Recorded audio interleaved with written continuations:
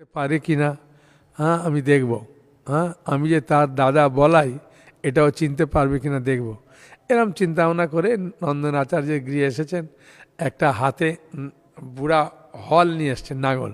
ভাই কোথা তখন নন্দন আচার্য বুঝতে পেরেছেন এ কোনো দিব্য পুরুষ হবে, আমার নিমায়ের খোঁজ করছে। সেই জন্য বাড়িতে রেখেছে, খুব আদর যত্ন করে বিশ্রাম করলেন, খাওয়া দাওয়া করলেন, সব কিছু করেছেন, আছেন, হ্যাঁ কিন্তু গোপনে আছে, বুঝেছেন। এখানে বলছেন তালধ্বজ কনকরত্ন বিচিত্র বিচিত্রতাঙ্গ দারং মামা সদ্ধিদ রত এক এব। হ্যাঁ, যে মহাপ্রভু গৌরচন্দ্রের স্বপ্নের কথা, একখানি তালধ্বজ রথ আমার গৃহদ্বারে এসে উপস্থিত হলো, তার অবয়ব সকল স্বর্ণ এবং নানা রঙে, হ্যাঁ নানা রত্নে চিত্রিত, তথা একজন নরশ্রেষ্ঠ বিরাজমান ছিল। তার অঙ্গকান্তি চারিদিকে আলোকে উদ্ভাসিত ছিল। তিনি নব মেঘধ্বনি বিনিন্দিত শব্দ পুনঃ পুনঃ উচ্চস্বরে জিজ্ঞাসা করছিলেন, হ্যাঁ এই স্থানে শ্রীযুক্ত বিশ্বম্বরের পণ্ডিতের এটি কি বাড়ি, এরকমভাবে জিজ্ঞাসা করছেন। চৈতন্য ভাগবতে বৃন্দাবন দাস ঠাকুর তো নিত্যানন্দ লীলা বলতে তার একদম পঞ্চমুখ। তিনি কত সুন্দরভাবে এই নিত্যানন্দ প্রভু চৈতন্য ভাগবতে বৃন্দাবন দাস ঠাকুর যে নিত্যানন্দকে স্বপ্নে দর্শন করেছেন মহাপ্রভু, এই উক্তিটা একদম খুব সুন্দরভাবে আরো ফুটিয়ে তুলছে। তালধ্বজ এক রথ সংসারের সার, আসিয়া রইল রথ আমার দুয়ার। তার মাঝে দেখি এক প্রকাণ্ড শরীর, মহা এক স্তম্ভ স্কন্ধে, গতি নয় স্থির, মানে একভাবে তো স্থির নেই। নিতান্ত এমনিতে একটু চঞ্চল। বেত্রবান্দা এক কমণ্ডলু বাম হাতে, একটা বাম হাতে একটা কমণ্ডল নিয়েছে, সেই যেটাতে ধরেছে ওটাতে বেতে রে দিয়ে নরম করে বাঁধা আছে। নীল বস্ত্র পরিধান, নীল বস্ত্র মাথে, নীল বস্ত্র পরিধান করেছেন, নীল বস্ত্র মাথায় বেঁধেছেন।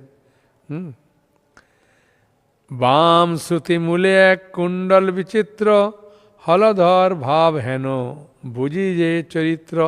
হ্যাঁ বুঝেছেন, তা বাম তরুতলে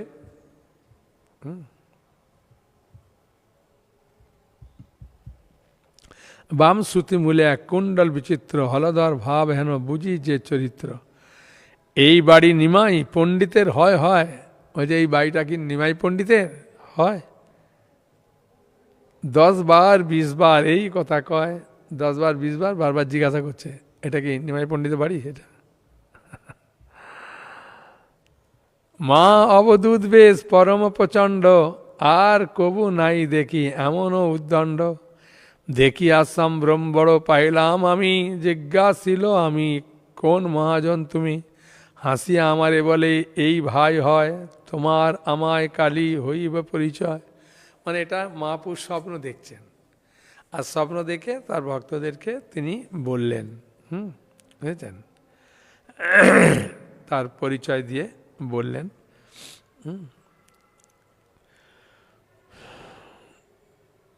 আর বলেছে আগামীকাল তোমার সঙ্গে পরিচয় হবে, এ কথা বলে অন্তরিত হয়ে গেলেন। সবরে মহাপ্রভু বড়দেবকেই দেখেছেন, তাই তারই সাথে এই কথা বলেছেন। বড়দেবের বৃত্তান্ত বলতে বলতে মহাপ্রভু গৌরচন্দ্র বড়দেবের ভাবে আবিষ্ট হয়ে কিছু সময় ওই লীলা অভিনয় করেন। হ্যাঁ,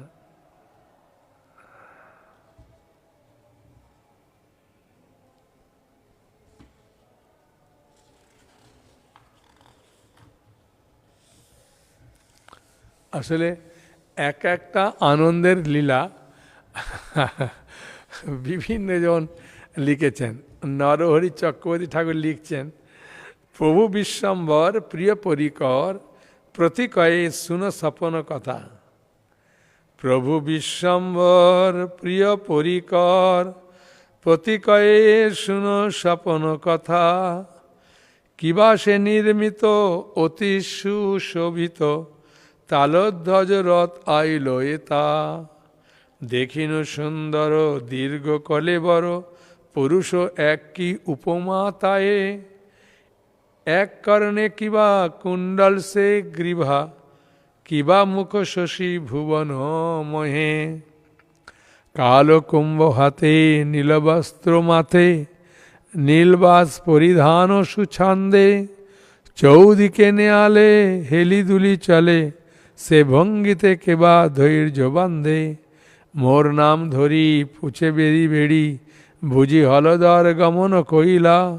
এত কই নর হরি, এত কই নর হরি প্রভু বর, বলরামের ভাবে বিহ্বল হইলা। খুব সুন্দরভাবে এইসব লীলাগুলো আমরা দেখতে পাচ্ছি, যে যে নিত্যানন্দ লীলা তো খুব মধুর লীলা, সেই জন্য সবাই বর্ণনা করতে চায় আনন্দের। মহাপ্রভু গৌরচন্দ্র নিজ ভাবপ্রাপ্ত হয়ে পুনরায় বলতে লাগলেন, আজ অনেক শুভ লক্ষণ দেখা যাচ্ছে। আমার মনে হয় নবদ্বীপে কোনো পুরুষ মহাপুরুষের শুভ আগমন হয়েছে। মহাপ্রভু গৌরচন্দ্র তখন শ্রীবাস হরিদাসকে এই মহাপুরুষের খোঁজে বার করলেন, পাঠালেন। শ্রীবাস হরিদাস ঠাকুর নবদ্বীপে সারা দিন ঘুরলেন, খুঁজে খুঁজে দেখতে পেলেন না। না পেয়ে সে মহাপ্রভুকে বললেন, তোমার যেই মহাপুরুষের দেখাও পাওয়া নাই তাই আশ্চর্য নয়, কারণ মহাপ্রভাবশালী পুরুষ শ্রেষ্ঠ যোগীগণ সকলে সহজে দর্শনের যোগ্য নয়। মহাপ্রভু তখন সকলে বললেন, তোমরা আমার সঙ্গে এসো, আমরা সকলেই স্বচক্ষে দর্শন করব। এ কথা বলে সকলকে নিয়ে মহাপ্রভু নন্দন আচার্যের গৃহে এলেন। প্রেমানন্দ রসে মগ্ন নন্দনাচার্য সদ্গৃহে গত্তা দদর্শ তং দেবং নিত্যানন্দং সুখোষিতম। অর্থাৎ নন্দন আচার্যের গিয়ে তিনি সুখে উপবেশন করছেন। আর যখনই মহাপ্রভু সেখানে গেছেন, যাওয়া মাত্রই সর্বজ্ঞ মহাপ্রভু ভক্তগণ নন্দন আচার্য ভবনে কোটি সূর্য সমকান্তি নিত্যানন্দের পরিপূর্ণ নিত্যানন্দ প্রভুকে দর্শন করে তাকে প্রণাম করলেন। তার সম্মুখে দণ্ডায়মান তার রূপমাধুরী দর্শন করতে লাগলেন। তাই গৌরাঙ্গ চম্বুতে বলছেন, মহাপ্রভু নিত্যানন্দ প্রভুর এই যে মিলন, এই মিলন একবার শ্রীশ্রীমৎ জয়প্রকাশ স্বামী গুরু মহারাজ তিনি বলছিলেন, এত সুন্দরভাবে তিনি ব্যাখ্যা করছেন যে মহাপ্রভু নিত্যানন্দ প্রভুকে দেখলেন এরকম চোখে চোখে, আর এক দৃষ্টি তাকিয়ে আছে। মহাপ্রভু এক দৃষ্টি তাকিয়ে আছে, নিত্যানন্দ এক দৃষ্টি তাকিয়ে আছে, চোখের পলকে ফেলছে না, যেন মনে হচ্ছে দুজনের অমৃত পান করছে, অপূর্ব দেখছেন। তারপরে বলতে বলতে জোরে গিয়ে বুঝেছেন, নিতাই এই নিমাই বলে একদম জড়িয়ে ধরে আলিঙ্গন করলেন। সেই আলিঙ্গন যে কতক্ষণ ধরেছিল এবং সেই কথা যদি উল্লেখ থাকে বলবো। খুব সুন্দর।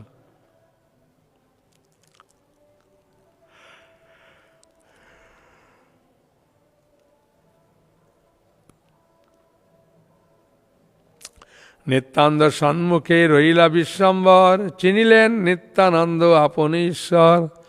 হরিষে স্তম্ভিত হইলা নিত্যানন্দ রায়, এক দৃষ্টে হই বিশ্বম্বর রূপ চায়। রচনায় লে যেন দর্শনে পান, ভুজে যেন আলিঙ্গন, নাসিকায় গ্রাণ। এই মতো নিত্যানন্দ হইল স্তম্ভিত, না বলে না করে কিছু, সবই বিস্মিত। শ্রী গৌরচন্দ্রকে নিত্যানন্দ প্রভু চিনতে পেরে তন্ময় হয়ে তাঁর দিকে তাকিয়ে রইলেন। নিত্যানন্দ প্রভু জিহ্বার দ্বারা যেন গৌরচন্দ্রের অঙ্গ লেহন করছেন, নয়ন দ্বারা যেন তার রূপ সুধা পান করছেন, স্বীয় বায়ু দ্বারা যেন গৌরচন্দ্রকে আলিঙ্গন করছেন। মানে এগুলো সব উচ্চরসের ভাব, যেন জিহ্বা দিয়ে তার অঙ্গ লেহন করছেন। তারপরে নয়ন দ্বারা তার যেন রূপমাধুরী আস্বাদন করছেন, পান করছেন। স্বীয় বায়ুর দ্বারা যেন গৌরাঙ্গ মহাপ্রভু গৌরচন্দ্রকে আলিঙ্গন করছেন। নাসিকা দ্বারা যেন গৌরচন্দ্রের অঙ্গে ঘ্রাণ গ্রহণ করছেন। এইভাবে নিত্যানন্দ গৌরচন্দ্রকে অবলোকন করে বিচার করতে লাগলেন। মানে অনেকক্ষণ ধরে দেখছেন দুজনে। অহো, আমি সমগ্র ভারতবর্ষ ভ্রমণ করেছি, কিন্তু সৌন্দর্যের আধার কোনো মানুষ দেখিনি। এই মনোহর অঙ্গকান্তি নয়নের আনন্দ বিধান করে আমার মনে হয় বিধাতা এর তনুখানি সুবর্ণের দ্বারা নির্মাণ করে পুনরায় প্রচুর পরিমাণের সুবর্ণ রসে প্রলেপ দিয়ে তার উপর আবার বিদ্যুৎ পুঞ্জের দ্বারা উত্তম রূপে মার্জন করেছেন। নিতাইয়ের মহাপুর গুণগান শুনছেন, কত উচ্চ ভাষা দিয়ে করছেন। বলছে এই মনোহর অঙ্গকান্তি নয়নের আনন্দ বিধান করে। আমার মনে হয় বিধাতা এর তনুখানি মানে শরীরখানি স্বর্ণের দ্বারা নির্মাণ করেছে। স্বর্ণ দ্বারা নির্মাণ করেছে, শুধু নির্মাণ করেনি স্বর্ণের দ্বারা, আর কি করেছে? প্রচুর পরিমাণে সুবর্ণ রসের প্রলেপ দিয়ে মানে লেবেল করেছে, প্রলেপ দিয়ে তার উপর বিদ্যুৎ পুঞ্জের দ্বারা উত্তম রূপে মার্জন করেছেন। অন্যথায় এ প্রকার প্রভাব মানে এই প্রকার সৌন্দর্য সম্ভব নয়। পৃথিবীর ভূষণ এর তনুখানি, তনুর ভূষণ বদন কমলের ভূষণ নেত্র নামক পদযুগল, নেত্রদয়ের ভূষণ ভক্তিযুক্ত কটাক্ষ দৃষ্টি। কেন না, নিত্যানন্দ প্রভু তো 12 বছরে ভ্রমণে বেরিয়ে গেলেন না, মহাপ্রভুকে দেখেনি, এই মহাপ্রভুকে প্রথম দেখছে, বুঝেছেন? সেই জন্য আমার অধীশ্বর কৃষ্ণচন্দ্র ইনি কি? বলছে আমার অধীশ্বর ইনি কি কৃষ্ণ স্বয়ং? অন্যথা আমার মনে কেন এরূপ ভাবে আকৃষ্ট হবে? নিশ্চয়ই কৃষ্ণ হবে। সূর্য ব্যতীত পদ্ম কি অন্য কোনো বস্তুতে আসক্ত হয়ে থাকে? বলছে সূর্য ছাড়া পদ্ম অন্য কোনো টর্চ লাইটের আলো বা অন্য কিছুতে প্রস্ফুটিত হবে না, একমাত্র সূর্যের আলোতে প্রস্ফুটিত হবে। কেন পদ্ম জানে এটা সূর্যের আলো, কেউ নকল আলো করলেও হবে না। তাই বলছেন নিত্যানন্দবাবু বলছেন যে আমি কোনো বস্তুতে এমন আকৃষ্ট হয়ে আনন্দ পাই না, এই বস্তুতে আকৃষ্ট হয়ে আনন্দ পাচ্ছি মানে নিশ্চয়ই ইনি হচ্ছে কৃষ্ণ।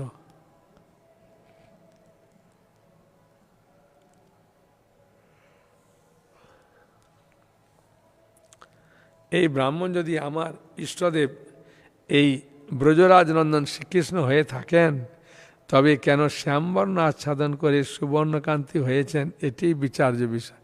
বলছে যদি আমার প্রভু হয় শ্যামবর্ণ ছিল, এখন কেন কৃষ্ণবর্ণ রূপটা ধারণ, এই গৌর মানে স্বর্ণবর্ণ কাঁচা সোনার বর্ণের রূপটা কেন ধারণ করলেন? এটাই আমার বিচার্য বিষয়, কি কারণে তিনি গ্রহণ করেছেন। নিত্যানন্দবাবু যখন এবার বিচার করছেন, তখন মহাপ্রভু অন্যান্য সকলে তার বন্দনা করলেন, তিনি তখন তাদের সম্ভাষণ করলেন। তিনি তাদের সম্ভাষণ করলেন না, গৌরচন্দ্র শিবাস পণ্ডিতকে বললেন, পণ্ডিত প্রবর মানে মহাপ্রভু শিবাসকে বলছেন, শিবাস পণ্ডিত শোনো, নন্দন শ্রীকৃষ্ণ রূপ বর্ণনাময় একটি শ্লোক পাঠ করো দেখি। একটা ভাগবতের শ্লোক পাঠ করো, যেটা কৃষ্ণের খুব সুন্দর গুণগান আছে, পাঠ করো।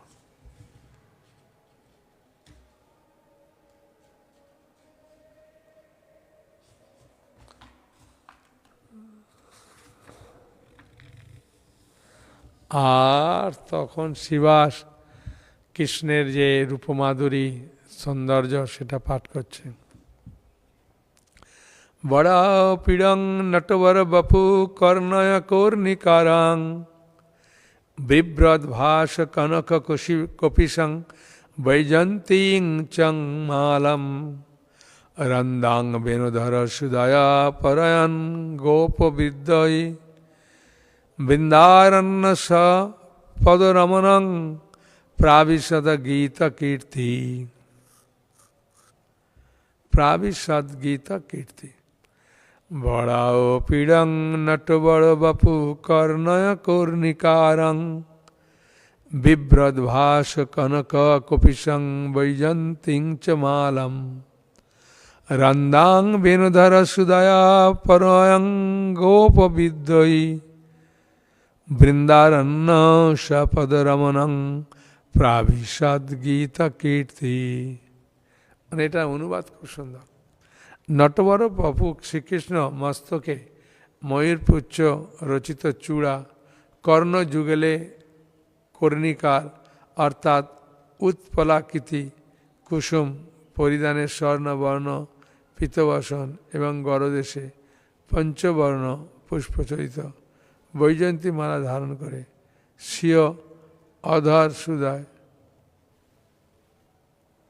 বেণুর ছিদ্র সমূহকে পরিপূর্ণ করতে করতে স্বীয় চরণচিহ্ন দ্বারা শোভিত বলে সকলের আনন্দজনক বৃন্দাবনে প্রবেশ করলেন।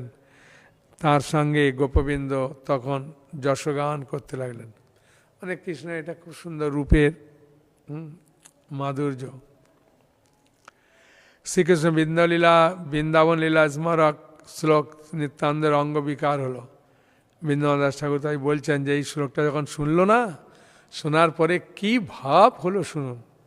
যখন নিত্যানন্দ মানে মহাপ্রভু এই শ্লোকটা শুনলেন, কেন নিত্যানন্দ প্রভুর প্রেমটাকে জাগরিত করার জন্যই তো শিবাসকে দিয়ে শ্লোকটা পাঠ করালো। হ্যাঁ, তো এই শ্লোকটা যখন পাঠ হলো তখন কি ভাব দেখা দিল, এইটা হচ্ছে বিষয়। যেমন পুণ্ডরিক বিদ্যানিধি যখন বকাসুরের বোন পুতনার কাহিনী শুনলেন, ভগবানের করুণার কথা, তখন শুনে গড়াগড়ি দিচ্ছিলেন। এখানে সেরকম ভাব হবে দেখুন। শনিমাত্র নিত্যানন্দ শ্লোক উচ্চারণ পড়িলা মূর্ছিত হইয়া নাইক চেতন, একদম পড়ে গেল, মূর্ছিত হয়ে গেল। আনন্দে মূর্ছিত হইলা নিত্যানন্দ রায়, পড় পড় শ্রীবাসেশ গৌরাঙ্গ শিখায়। শ্লোক শুনি কতক্ষণে হইলা চেতন, তবে প্রভু আগিলেন করিতে কন্দন। পুনঃ পুনঃ শ্লোক পড়ি বাড়ে উন্মাদ, ব্রহ্মাণ্ড বেদয় হেন শুনি সিংহনাথ। এই শ্লোক শুনেই নিত্যানন্দপুর প্রেম দেখা দিল। তখন ওরা বুঝতে গেল, হ্যাঁ এই বলাই এখন নিতাই রূপে আসবে। শ্রীকৃষ্ণ লীলা স্মারক পদ্ম শ্রবণ করে নিত্যানন্দ প্রভু ভূমিতে মূর্ছিত হয়ে পড়ে অচেতন অবস্থায় কিছু সময় অতিবাহিত করলেন। তারপর আবার শ্লোক শ্রবণ করে চেতনাপ্রাপ্ত হয়ে ভূতলে উঠে কাম পকুল সরিয়ে উদ্যম নৃত্য করতে লাগলেন। তাকে এই প্রকার চেষ্টাযুক্ত দেখে ভক্তগণ ধরবার জন্য যত্নপরায়ণ হলে ধরতে সমর্থ হলেন না। এই প্রকার অবস্থা দর্শন করে গৌরচন্দ্র নিত্যানন্দ প্রভুকে ধারণ করলে তিনি গৌরচন্দ্রের অঙ্গস্পর্শে তার অঙ্কে যেন লীন হলেন। পূর্বে কোনো এক সময়ে ব্রজে বলদেব মধুপানে মত্ত যেমন শ্রীকৃষ্ণ অঙ্কে শয়ন করেছিলেন, অঙ্কে অনেক কোলে শয়ন করেছিলেন, সেই রূপ বলরাম নিত্যানন্দ প্রভুর প্রেমামৃতে মত্ত গৌরচন্দ্রের কোলে শয়ন করলেন। মানে এইভাবে অনেকক্ষণ এরমভাবে লীলা হয়েছে। লীলা হওয়ার পরে তারপরে কীর্তন সহযোগে এই মহাপুর বাড়িতে এসেছে। হ্যাঁ, আসতে তো সচিমা দেখেই একদম আশ্চর্যিত হয়ে গেলেন যে আমার যেন বিশ্বরূপ এসেছে। কেন বিশ্বরূপ নিত্যানন্দেরই প্রকাশ, বলায়েরই প্রকাশ বিশ্বরূপ। সেই জন্যে দেখতে মুখের গড়ন একই রকম প্রায়। সেই জন্যে সচিমা মনে করলে আমার নিতাই চলে এসছে, বিশ্বরূপ এসেছে, ভালো হয়েছে বলে খুব আনন্দ পাচ্ছে।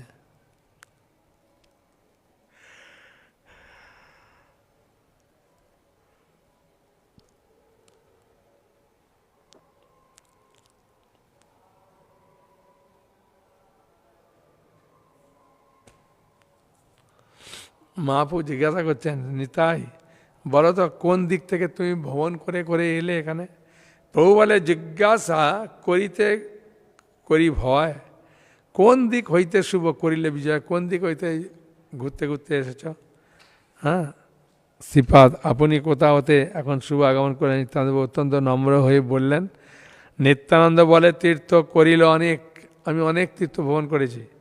দেখিল কৃষ্ণের স্থান যতেক যতেক, যেখানে যেখানে কৃষ্ণের স্থান আছে আমি সব জায়গায় ঘুরে ঘুরে দর্শন করেছি। স্থান মাত্র দেখি কৃষ্ণ দেখিতে না পাই, সেখানে জায়গাগুলো দেখে কৃষ্ণকে দেখতে পাই না। জিজ্ঞাসা করিল তবে ভালো লোক ঠাঁই, জিজ্ঞাসা করলো কোনো কোনো লোক ভালো। সিংহাসন সব কেন দেখি আচ্ছাদিত, সব সিংহাসনগুলো ঢাকা দেয়া। কবু কহ ভাই সব, কৃষ্ণ গেলা কোন ভিত? ভাই সব বলো কৃষ্ণ কোথায় গেল? তারা বলে, কৃষ্ণ গিয়েছেন গৌড়া দেশে, গয়া করে গিয়াছেন কতক দিবসে। গয়া হয়ে এসে আবার নবদ্বীপে ফিরে গেছে। নদীয়া শুনি বড় হরি সংকীর্তন, কেউ বলে তথা জন্মিলা নারায়ণ। হরিনাম সংকীর্তন হচ্ছে, কেউ বলে নারায়ণ জন্ম নিয়েছে বলে এত আনন্দ। পতিতের ত্রাণ বড় শুনি নদীয়ায়। হ্যাঁ, পতিতের ত্রাণ, পতিতরা প্রায় মুক্ত পাবে নদীয়ায়। শুনিয়া আইলু মই পাতকি হতো দেয়, সেই জন্য আমি সেখানে এলাম আর কি, নিত্যানন্দবাবু বলছেন।